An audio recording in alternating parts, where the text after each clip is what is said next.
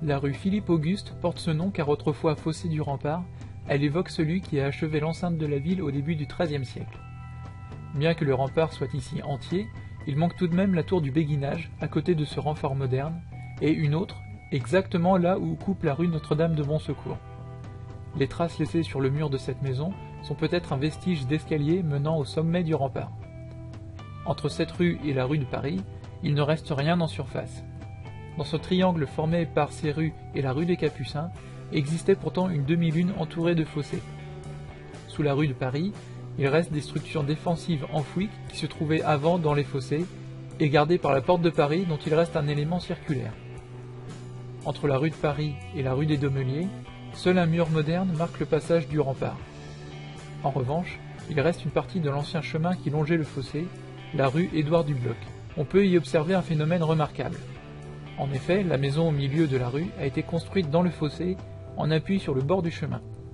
Le terrain étant trop meuble à l'époque, toute la partie arrière de la maison s'est enfoncée dans le fossé, inclinant la façade sur toute sa longueur. Il n'y a aucune trace de la porte de la Reine. En revanche, à partir d'ici, le rempart est complet sur 300 mètres.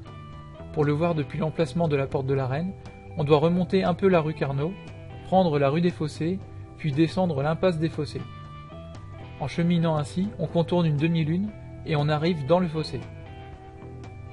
On entre alors dans le jardin des remparts qui présente 3 tours, la tour Jean-Fer Trottomarié, la tour Jean Le Ferron et la tour Lancelot de Francières. Au sommet, la plateforme existe toujours, fermée par ce mur de soutènement dans la rue des Domeliers. Ce cercle d'arbres marque l'emplacement de ce que l'on nomme le calvaire de Saint-Antoine. Dans le fossé, le parterre de broderie a été aménagé d'après les dessins de Ferdinand Bach. Dans la propriété d'à côté, on peut apercevoir la tour Herbert l'Écrivain. La rue des Fossés est l'ancien chemin qui faisait le tour de la ville. Elle dessine les contours d'une autre demi-lune, celle de la porte de Pierrefonds. Le bas des rues Vermenton, Saint-Lazare et du boulevard Victor Hugo forme un creux qui est dû en partie aux fossés qui n'ont pas pu être comblés totalement. Entre la rue de Pierrefonds et l'institution Sévigné, subsiste un tronçon de rempart comprenant la tour Baudon qui donne dans un jardin privé.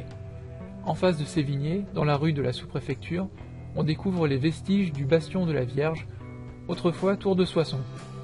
Elle a été totalement réaménagée pour disposer de l'artillerie sur une terrasse en pointe. Ce bastion complétait la deuxième ligne de défense entre les demi-lunes de la porte de Pierrefonds et du château. Autrefois, le rempart se poursuivait sur une ligne droite de 500 mètres dans la continuité du bastion. Le mur d'escarpe du rempart jusqu'à la patte d'Oie a gardé sa forme globale, bien que rabaissée, y compris ce renfort transformé en entrée sur un jardin. Il y avait toutefois une tour qui a disparu. Juste avant d'arriver à la patte d'Oie, on peut remarquer cette petite butte de terre qui est le dernier vestige du rempart à cet endroit. Entre la patte d'Oie et la porte-chapelle, le fossé a été comblé, puis surélevé jusqu'au niveau du parapet du rempart. On peut estimer la quantité de matériaux nécessaires à ce terrassement à plus de 50 000 m3. Ainsi est créée la terrasse du château nouveau reconstruit par Louis XV. Sa façade est élevée au plus près à 1 mètre du rebord du rempart. Le terrain meuble étant très épais, il se tassa au point de déformer les aménagements tels que les pavés au bord de la terrasse ou les escaliers le long de la façade. À la place de la rampe voulue par Napoléon Ier, se trouvait la demi-lune du château. Il reste un élément du système défensif que l'on n'a pas encore vu dans Compiègne, le glacis, une bande large, plate et sans obstacle tout autour de la ville et de ses demi-lunes, empêchant les attaquants de s'abriter à l'approche de la ville. Voici le dernier glacis de Compiègne dans le petit parc du Palais. Cette pente douce, régulière et dégagée. Des 2600 mètres de remparts entourant Compiègne, il en reste aujourd'hui 57%, soit environ 1480 mètres. Mais sachant que le rempart visible a disparu à plus de 80% côté Oise, il est encore présent côté plaine sur plus des 3/4.